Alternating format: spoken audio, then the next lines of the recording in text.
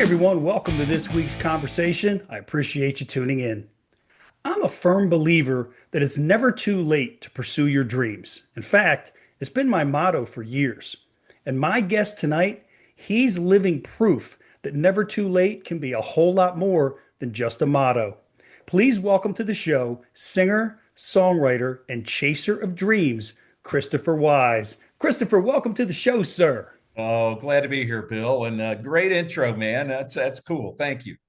Well, thank you. You inspired me to come up with it. And like I said, once I heard a little bit about your story, I realized it really is more than just a motto. And that's something that really fascinated me, in fact, about your first studio album. As I was looking at kind of the story behind it, and there was this conversation that had taken place at one point with you and your friend Ralph Carter, and he kind of made a comment that almost was kind of like a prognostication or prediction that ultimately became true. So, can you kind of walk us through how it went from that conversation you had with Ralph to going in the studio and recording Stuck in the Mud? Yeah, I was singing in a cover band and we sang blues. And I said, "Hey, man, I got to carry my weight." You said you were a singer. So you're the singer. You think, well, gee, all those guys do all the hard work. They play the instruments. Well, I'm going to learn to play the harmonica. So I end up going to harmonica camp in Clarksdale, Mississippi. And I went multiple times. You would go for, believe it or not, a whole week. You would actually spend a week there. Wow. That's where I met Ralph Carter. He was one of the instructors, and he would play in the house band, and you learn to jam with the band and all that kind of stuff. But more than that, Ralph is kind of, I'll call him rock and roll royalty because he played and wrote songs and toured with Eddie Money for about 6 years. So Ralph like knows this thing, and he's the gentlest guy in the world and the nicest man in the world. And we just sort of kind of started hanging out, and I'd go back every couple of years and refresh my harmonica skills. And each time I'd see him, he would say stuff like, you're pretty good at that. I'm singing of this, being performing and playing harmonic and all that. He goes, you need to start writing songs. I'm like, oh, Ralph, I don't know anything about that. And he's a songwriter. And he says, well, we're going to do a record someday. I said, oh, cool. I'd love to be on your record. And he's like, no, we're going to be on your record. You're going to write the songs. And this happened for a few years. He kept saying that to me. You got to start writing songs. You can do this. And one day I was a business guy. I own an advertising agency. So I've written advertising and books and wrote for a magazine and newspaper.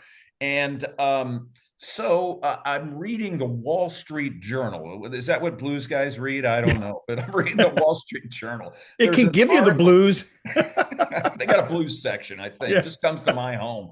But I'm reading this article about a new studio in Clarksdale, Mississippi. I snap a picture of the article and I text it to Ralph Carter out in Ventura, California. I'm making a joke. You're a stand-up comedian now. You know jokes. So I'm saying, hey, Ralph, here's where we're going to record our album.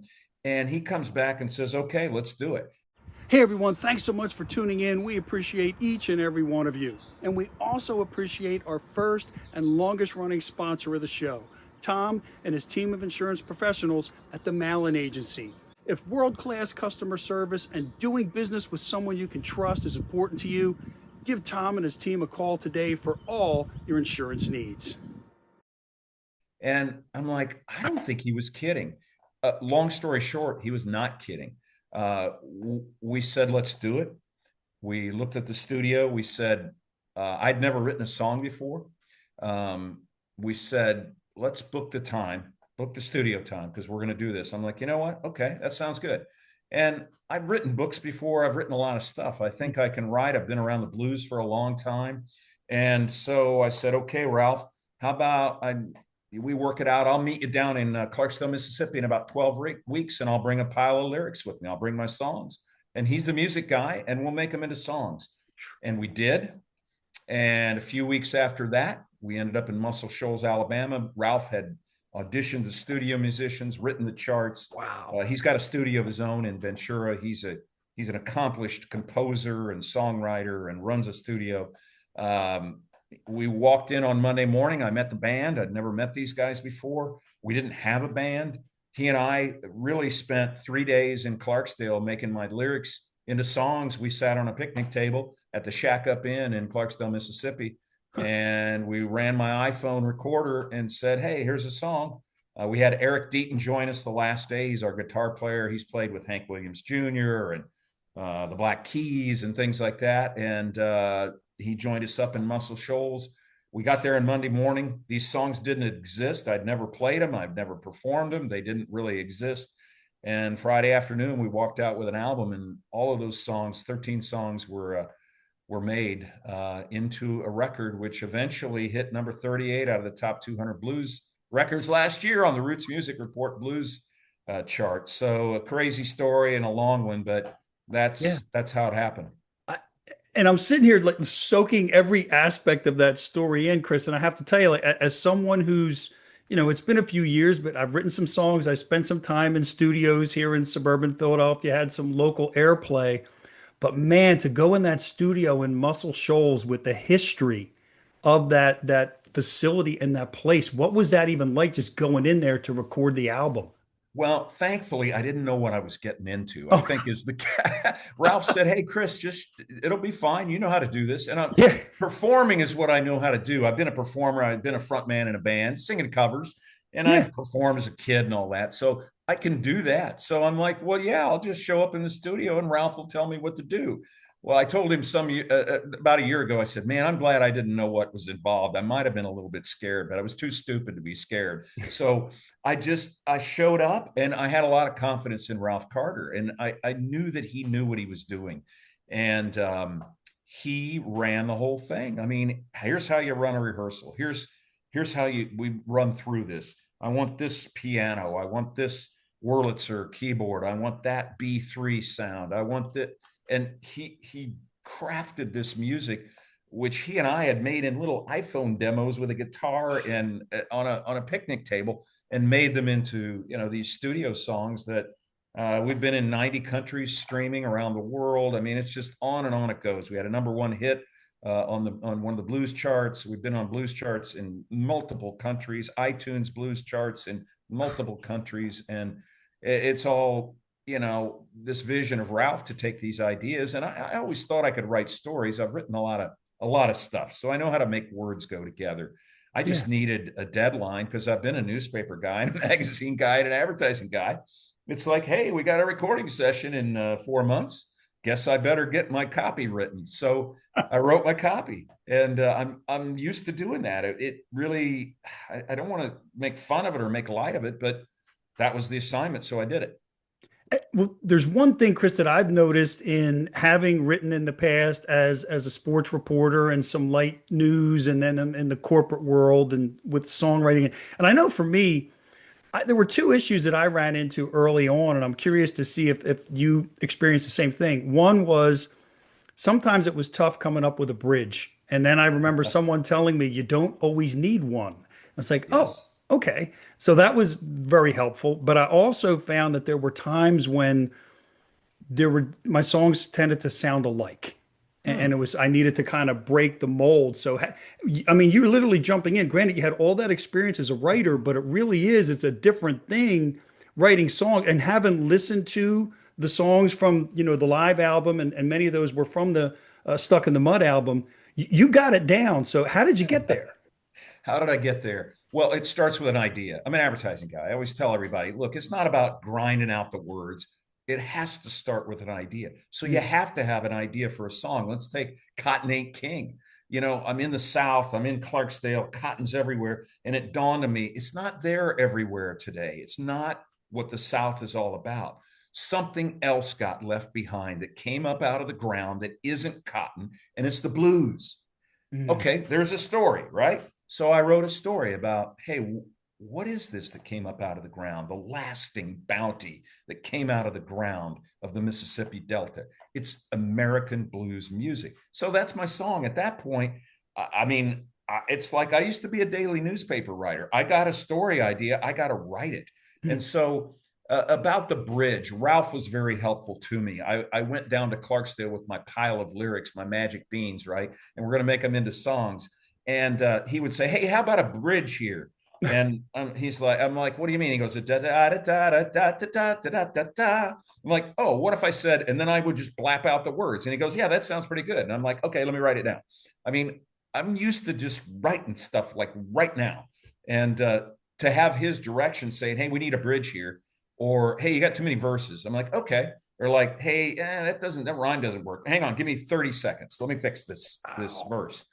I mean, that's what I do. I fix copy for a living. I've trained writers. I've hired writers. I had writers work for me. I've scribbled on a million words of copy and quote fix them. So the revising stuff and making them work, to have the brain of Ralph Carter there to give me the direction, is really what I needed, along with the story ideas. And then having spent 30 or 40 years as a writer, I understand what words are, and I understand how to put them together. I get it.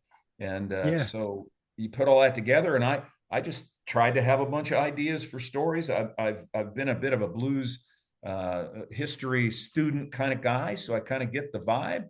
So I just had a bunch of ideas and made them into songs, and there you go. Well, and that's amazing. But there's another aspect of this story that is equally, if not even more amazing. And that's the fact that you said these studio musicians who are phenomenally talented, you're meeting for the first time, going in Yes, the studio. And I yes, think you went in on a Monday, you were done by Friday, right? You had all the songs very cut. true. So how did that come together the way? How did you guys manage to click like that? Well, I think it's having a producer. I know a lot of people who are really into into music, right? They say, "Oh, well, this guy produced this album, and this guy produced that," and I kind of, "Oh, that guy." I didn't know what that meant. Having watched Ralph Carter in a studio with some of the best musicians, engineers, recording equipment, everything you want in Muscle Shoals, Alabama. Now I understand what a producer does. He said, "Chris, you go in the isolation booth. You do this. Hey, Justin, you do this. I don't like the sound of that snare drum. Let's see if we can tune that a little bit different." I mean, he's like, "What sticks are you using there?" I mean, it's Wow. just stuff like that. And I remember one point we were trying to create some sounds for this song, Cotton Ain't King. And I wanted the sound to sound like it was coming out of the ground, this drone of making cotton and chopping weeds and things. And Ralph is over there sitting and he's tossing his car keys from hand to hand, and it's going chink, chink, chink. And I'm like, "What are you doing, Ralph?" He goes, "What do you think of that sound?" I go, "I think it's cool." He goes, "We're going to put it on Cotton Ain't King." So he runs into the booth there and records that little bit of percussion. And if you put your headphones on and listen, you'll hear it. But it's so subtle. But he has this understanding of how to fill out a song to help tell the Wow. story. As you're Great. saying that now I realize that is a big difference because back in the day when I was in the studio, it was myself and my buddy who played guitar and bass. I did everything else. It was just the two of us. And I Wow. think that was very easy for me as a singer, as a musician, played the harmonica, to turn the keys of the car over to Ralph and say, "You tell me what to do." And man, there's no pressure. I'm serious. I felt no pressure the entire time I was there. I think he Wow. did. He would wake up in the morning. We all stayed in the studio. It's a live-in studio. We stayed upstairs. We hang out on the porch in the evening and have a beverage or two, and then wake up in the morning and have breakfast. And he would wake up and it looked like he'd been tossing and turning all night because he was thinking about, okay, tomorrow I got to lay down this track and have this guy sing that and have you da da da da da da da, and on it went. So he had the pressure, man. I didn't. Well, and another, as you're saying that, I'm thinking, how cool is it to have someone that invested and to care that much about what the final product was going to be? Because that's not always there either. In fact, it's rarely there, I think. Well, he and I wrote 8 of those songs. I think they're as much Ralph Carter as they are Christopher Wise. Hmm. Um, the words primarily came from me, although Ralph had tons of good ideas on edits to the words. And I would chip in on the music side too. So, you're right, to have somebody who is sort of your captain of the ship and saying, "I'm going to steer these tunes in the right direction." And I'm telling you what, he did. And he's had so much experience and he's been there. And for me, I was singing covers. So now I'm Yeah. making my own music. I need a coach, man. Yeah, no, I get it, and you definitely found the right one for sure. And then, so my next question is, so how did you get from Stuck in the Mud, the studio album, to the live album, Live in Clarksdale? What was that evolution like? Well, this album, we did the album. We had no intention of what to do with it. I didn't know if I was going to put it on Spotify or whatever. Yeah. But I decided I wanted a record label. Long story. We get a record label. We get the thing out there. We get a publicist. It takes off. We're in 90 countries. On and on it goes. And I'm like, holy cow. Um, we got to do something to keep this going. Yeah. So, and the thing is, we've never played together. This band didn't exist. I gave it the name after we signed the record deal. I mean, we just had recordings. That's all I had. I didn't even have the name of the band. And then it was like, well, to keep this thing going, why don't we do a show? And why don't we film it? And why don't we record it? And why don't we do it in Clarksdale, where these songs came from? So we met. We had a different group of tellers. One of them, a couple of them were. One of them was the same, and the rest of them were different tellers. We Wow. met on a Monday. We'd never met each other, never played together. We ran a rehearsal. I'm like, Ralph, how do you run a rehearsal so that we can do the show tomorrow? He's like, don't you worry about that. I know how to do that. And he did. He ran the rehearsal. And the next day we did the show. We filmed it. I had Coop Cooper, a Clarksdale, Mississippi filmmaker, 5 cameras, recording, getting the audio, getting the video. And we filmed the whole show. And we did 10 songs. It was kind of a mini show. Yeah. I now know if I was to do a live show again, I'd do 20 songs and do 10 keepers. But and I always wondered, you listen to a live album, it's like, hey, how come that song's not on there? Well, Yeah. somebody unplugged something at some Yeah. point, and that wasn't a keeper. But so I keep learning. But you know what? We did 10. We did 10 that we all felt great about, and that's what it is. We did 2 covers. I did 2 covers from some old bluesmen from Indianapolis, Indiana, Scrapper Blackwell and Leroy Carr, and we did some old songs for some guys from Indianapolis, Indiana, my hometown, and put those on there as well. Well, I think another aspect, and unless I'm mistaken, I think, Chris, is that when you put out the video of the live performance, that was really the first time anyone would have had a chance to see you perform live, right? With the Well, band? I'd never performed any of those songs before, Yeah. ever. Okay.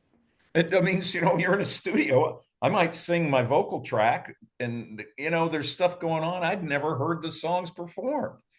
Not only had I not performed them, I'd never heard anybody perform them. I'd heard them, the finished recordings, but a lot goes into those finished recordings. Yeah. So we had to, and we practiced. A couple of the tellers are here in Indianapolis, so we kind of put our thing together. The guys I'd played with, and we knew where we were going with this. But it kind of came out live, and that's what we had, man. We put it together and just did it. There's one other aspect about some of the videos that I've seen on YouTube. And folks, if you haven't seen them yet, you've got to check this out. You've got, and I want to also come back to where folks can pick up the album, Chris. Sure. But there's an aspect of it that I noticed, kind of a thread through all the different performances. I don't know that I've ever seen anyone that looked happier than you doing what you were doing. Like it literally was shining through every time the camera would get a little bit close on you. Were you having as much fun as it looked like you were having? That's so funny. I hear that from people when they watch me and our bands perform over the years. It looks like you're having a lot of fun. I said, oh, you know why that is? I'm having a lot of fun. I used to be a business guy. I worried about that. There is nothing I do in music that makes me uptight. There's nothing that gets under my skin. It's all fun. It's all for fun, and to have people enjoy it and forget time, and just to enjoy what's going on. And I'm delighted to hear that might a little inkling of it come through when you listen or Oh yeah. watch.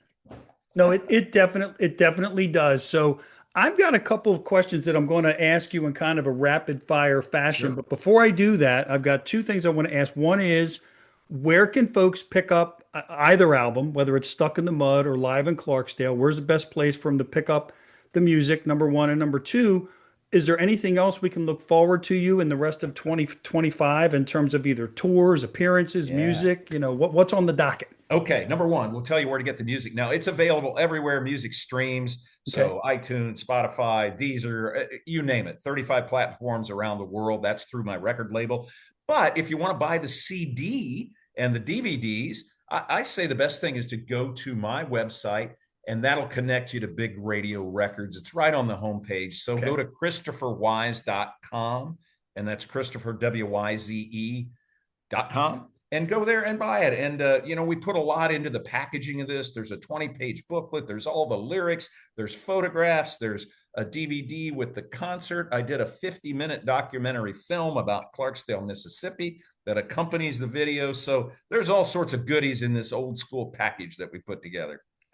Yeah, and Oh, it's and nice what's, to have something too. That's the other thing. yeah, Streaming's great, but it's just still nice to have something. Yeah, and radio people really like that. They want your CD and they want to see what you Yeah. put together. Did you put the effort into it? As far as what's next, uh, semi scoop, but we're starting to work on the next album. I've had Ooh. a Zoom call with just like this with Ralph Carter about a week ago, and we said, okay, man, let's get out our calendars. When are we going to record? Because it all starts from there. So we've got some tentative recording dates. I don't have the studio booked yet, but that'll be the next project. My dream, and you talked about living your dreams. My Yeah. dream is to do more shows. We've done one. We did another one here a few months ago, and I'm doing one in just a couple of weeks at the Indianapolis Museum of Art. It's the Indiana's biggest arts fair. About 20,000 people there. We'll play on the main stage, so that'll be a lot of fun. But I want to play in Europe, so all you Europe music bookers out Mm. there who watch the show, just bring us on over. People love the blues over there, and we can't wait to go and play. And so we'll have to figure out how we make that happen. All right. Well, that sounds like a plan. So here's a couple questions I had for you, just kind of rapid fire to give people a chance to get to know you a little bit better. So if I was to say, Chris, what are three things you'd want people to know about you that they might not know? What might they be? Well, let's see. That I used to sing, and I got a gold medal for singing when I was in high school. I was in choirs and sang like the Messiah with an Wow. orchestra and things like that. The other thing is I play a lot of golf. I'm a member of the St. Andrews Golf Club in St. Andrews, Scotland. And I wrote a book about golf with a guy named Pete Dye, who designs golf courses, who became a dear Wow. friend. And I wrote a book with him and his wife, Alice Dye. So there you go. And I've written Wow. three other business books as well. So there you go. Man, there is a common theme or thread with the writing. And I'm looking Yeah, forward to what you come up with from a writing standpoint with your songs for the next album. me So, too. yeah. Well, if there's one thing I have learned before I ask the last question, Chris, that is that writing begets more writing. And I know you know that a lot more than I do. Once you Oh, start, you get yeah, those creative wheels turning, man, it's a beautiful thing. it is. It is. Yeah. Okay, so here's my last question for you. What would success ultimately look like for you? Success for me would be people enjoying what we do, and hopefully making time stand still a little. I've tried to figure out why music is so powerful. Mm, And I think it's because we forget time when music is happening, and especially live music. You and I've been at shows. We're like there, we forget about everything. We forget that we yes. forgot to take out the garbage. We forget that the faucet's leaking. And I guess, yeah, if I could just have people enjoy what we do, slow down, listen to it. I never set out to have a hit record or any of that. I set out to make music that hopefully people would like. And I'm still there with that. And I feel like we've done it and we just want to do some more.